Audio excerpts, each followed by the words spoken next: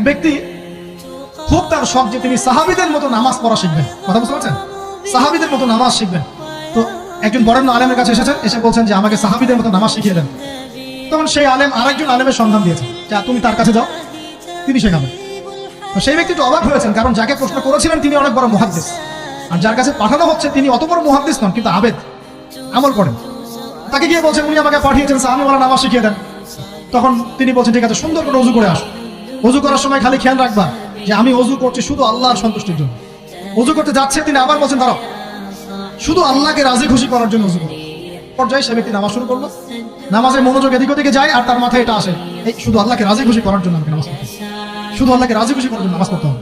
এই চিন্তা তার মনের মধ্যে ঘুরপাক খাচ্ছে। এভাবে নামাজটা সে শেষ করেছে। শেষ করে চিন্তা করছে যে নামাজ তো পুরোপুরি মনোযোগ দিতে পারলাম না, বারবার মাথার মধ্যে এরকম চিন্তা আসছে, আল্লাহ আমাকে মাফ করে দাও, নামাজটা আমার মনে হলো না ঠিক মতো।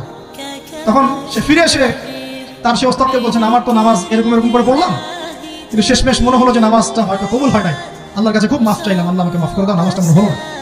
তখন সেই যে প্রথম ব্যক্তি যিনি পাঠিয়েছেন তিনি বলছেন এটাই হলো সাহাবীওয়ালা নামাজ।